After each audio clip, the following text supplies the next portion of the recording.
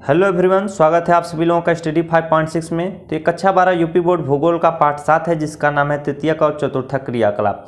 इसमें हम लोग तृतीयक और चतुर्थक क्रियाकलाप के बारे में पढ़ेंगे। अच्छे तरीके से जितने इंपॉर्टेंट प्रश्न हैं उनके मैं नोट्स बना दिया हूँ, प्रश्न भी है उत्तर भी है, तो आप लोग इसे नोट कर लीजिएगा।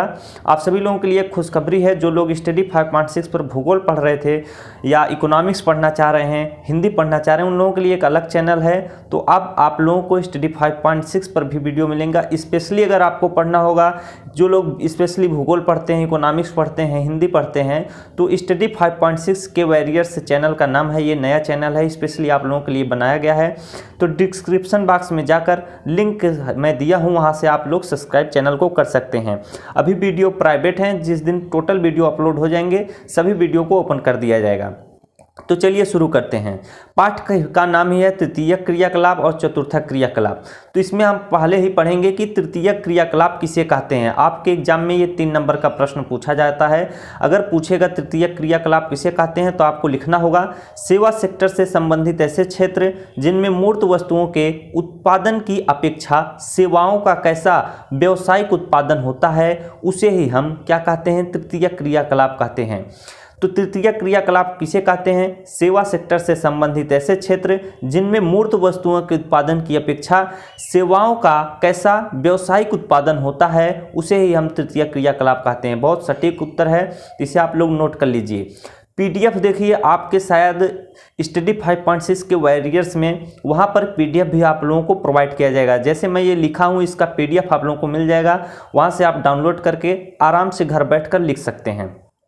ये सारी व्यवस्थाएं उस पर की जा रही हैं अभी। दूसरा प्रश्न है आपका, वाणिज्य किसे कहते हैं?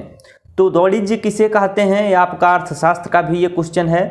तो इसका देखिए सबसे सटीक उत्तर अगर आपको लिखना हो तो धन प्राप्ति के उद्देश्य से किया गया कार्य वाणिज्य कहलाता है। ये आपके अर्थशास्त्र में अगर ये उत्तर लिखेंगे तो एकदम राइट माना जाएगा, भूगोल में भी ये राइट माना जाएगा। लेकिन अगर आप थोड़ा डिटेल में लिखेंगे तो धन प्राप्ति के उद्देश्य से वस्तुओं का क्रय विक्रय करना ही वाणिज्य कहलाता है। तो दोनों ही उत्तर सही हैं, आप चाहे जो चाहें वो लिख सकते हैं।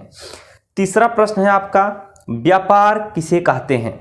व्यापार किसे कहते हैं, प्रश्न आपका तीसरा है। तो उत्तर आप लिखेंगे धन प्राप्ति के उद्देश्य से वस्तुओं का क्रय विक्रय करना ही व्यापार कहलाता है। व्यापार किसे कहते हैं? धन प्राप्ति के उद्देश्य से वस्तुओं का क्रय विक्रय करना ही क्या कहलाता है? व्यापार कहलाता है। आशा करता हूँ आप सभी लोगों को इतना समझ में आ गया होगा। अगली प्रश्न की ओर बढ़ते हैं। अगला प्रश्न है आपका, ग्रामीण विपणन केंद्र किसे कहते हैं? या आपसे प्रश्न इस तरह से भी पूछेगा, ग्रामीण विपणन केंद्र की विवेचना कीजिए। तो आप उत्तर लिखेंगे, ग्रामीण विपणन केंद्र ऐसे अर्धनगरीय व्यापारिक केंद्र होते हैं जो अपने समीपवर्ती भागों में अवस्थित ग्रामीण बस्तियों का क्या करते हैं, भरण पोषण करते हैं। ये जो केंद्र होते हैं स्वयं में नगरीय केंद्र नहीं होते हैं। ये कैसे केंद्र होते हैं? ये अर्धनगरीय केंद्र होते हैं। इसके बाद आप यहाँ से लिखेंगे, लेकिन इन केंद्रों द्वारा समीपवर्ती ग्रामीण बस्तियों में रहने वाले ग्रामीण लोगों को अधिक मांग वाली वस्तुएं एवं सेवाएं क्या की जाती हैं, प्रदान की जाती हैं। तो आशा करता हूं आप सभी लोगों को इतनी बात समझ में आ गई होगी कि ग्रामीण विपणन केंद्र किसे कहते हैं। ग्रामीण विपणन केंद्र एक अर्धनगरीय व्यापारिक केंद्र है। ये अपने समीप ग्रामीण बस्तियों का क्या करता है, भरण पोषण करता है। ये स्वयं में अर्धनगरीय केंद्र है, पूरी तरह से यह नगरीय केंद्र नहीं है। लेकिन इन केंद्रों द्वारा समीपवर्ती क्या ग्रामीण बस्तियों में रहने वाले ग्रामीण लोगों को अधिक मांग वाली वस्तुएं क्या की जाती हैं, प्रदान कर दी जाती हैं। आपका अगला प्रश्न है, नगरीय बाजार केंद्र। आपसे प्रश्न इस तरह से पूछेगा, नगरीय बाजार केंद्र के बारे में लिखिए या उसकी विवेचना कीजिए। तो आप उत्तर लिखेंगे, नगरीय बाजार केंद्र ऐसे केंद्र होते हैं जहां सामान्य सेवाओं के अतिरिक्त अधिक विशिष्टीकृत नगरीय सेवाएं भी मिलती हैं। वो कैसी सेवाएं हैं वो भी अब मैं आपको बताता हूं। इन केंद्रों द्वारा प्रदान की जाने वाली सेवाओं में श्रम, बाजार, शिक्षा, परामर्श तथा चिकित्सा सर्वाधिक महत्वपूर्ण है। देखिए, जो चीज़ें आपको गाँव में नहीं मिलती हैं वो आप नगर में या शहर में जाकर आसानी से वो चीज़ें प्राप्त कर सकते हैं। जैसे शिक्षा हो गया, परामर्श किसी चीज़ के बारे में आपको सलाह लेनी हो, चिकित्सा और सर्वाधिक महत्वपूर्ण है। वहाँ पर आपको एक विशिष्टीकृत बाजार मिलेगी जहाँ पर आपको सारी चीज़ें आराम से मिल जाती हैं। आपका अगला प्रश्न है कि ग्रामीण क्षेत्रों में आवधिक बाजार की विवेचना कीजिए। आपसे इसी तरह से प्रश्न पूछेगा तो आप उत्तर लिखेंगे, ग्रामीण क्षेत्रों में नियमित बाजार न होकर एक निश्चित समय पर स्थानीय रूप से आवधिक बाजार लगाए जाते हैं। ये जो आवधिक बाजार होते हैं ये 7 या 15 दिन पर लगते हैं। निश्चित समय इनका होता है, निश्चित दिन पर ये लगते हैं और निश्चित तारीख पर ये बाजार क्या होते हैं, गाँव में लगाए जाते हैं।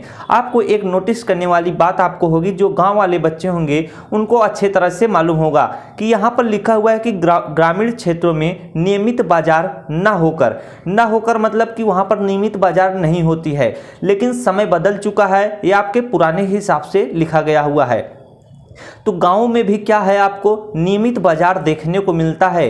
नियमित बाजार जैसे देखिए, आप रोज चौराहे पर जाते हैं, आप रोज गांव की बाजारों में जाते हैं तो वहां पर रोज बाजारें लगती हैं। ऐसा नहीं है कि वहां पर किसी दिन बाजार नहीं लगती हैं। हाँ, जो गाँव में आवधिक बाजार होती हैं वो निश्चित समय और निश्चित दिन और निश्चित तिथि पर लगती हैं। जैसे देखिए, गाँव में लगता है मंगलवार का मेला लगता है, शनिवार का मेला लगता है, या किसी बाबा का आज मेला लगेगा, तो ये सब होते हैं। जैसे बुढ़वा मंगल हो गया, तो इस तरह के तमाम वहाँ पर बाजारें लगाई जाती हैं जिससे लोग आपस में आए, वहाँ पर मिले जुलें।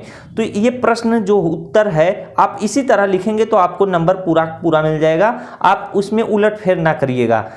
आपका अगला प्रश्न है कि फुटकर व्यापार किसे कहते हैं? तो उत्तर आप लिखेंगे, उपभोक्ताओं द्वारा वस्तुओं का प्रत्यक्ष विक्रय से संबंधित व्यापारिक क्रियाओं को क्या कहा जाता है? फुटकर व्यापार कहा जाता है। तो देखिए, जब आप किसी वस्तु को बाजार से खरीदते हैं प्रत्यक्ष रूप से, तो यही जो व्यापारिक क्रियाएं कहलाती हैं उसी का नाम दिया गया है फुटकर व्यापार। आपका अगला प्रश्न है, यह आपसे पूछ रहा है कि चतुर्थक क्रियाकलाप को स्पष्ट करें। तो आप उत्तर लिखेंगे, अनुसंधान एवं विकास पर केंद्रित वे क्रियाकलाप जो विशिष्टीकृत ज्ञान, तकनीकी दक्षता एवं प्रशासनिक क्षमता से संबंधित होते हैं चतुर्थक क्रियाकलाप कहलाते हैं। इसका कहने का मतलब अनुसंधान एवं विकास पर केंद्रित वे क्रियाकलाप, यानी अनुसंधान मतलब जो आपकी खोजे वोजे हो रही हैं उस पर कार्य जो चल रहे हैं, विकास पर जो कार्य चल रहे हैं, ऐसे क्रियाकलाप जो विशिष्टीकृत क्या ज्ञान और तकनीकी दक्षता एवं प्रशासनिक क्षमता से संबंधित हैं, उन्हीं को हम क्या कहेंगे? चतुर्थक क्रियाकलाप कहेंगे ऐसे कार्यों को। तो आशा करता हूं आपको यह पाठ आसानी से समझ में आ गया होगा। जितने इंपॉर्टेंट क्वेश्चन थे वो मैं आपको करा दिया। बकिया जो आप बचे क्वेश्चन हुए हैं, जो शॉर्ट आंसर हैं, उनको मैं अगले वीडियो में जरूर बताऊंगा। तो आशा करता हूं इस वीडियो से आपको जरूर कुछ मदद मिली होगी। इसी प्रकार मददफुल वीडियो पाने के लिए चैनल को जरूर सब्सक्राइब कर लीजिए, वीडियो को लाइक और शेयर करना ना भूलें। अगले वीडियो में फिर मिलते हैं एक नए टॉपिक के साथ। तब तक आप सभी लोगों का बहुत बहुत धन्यवाद।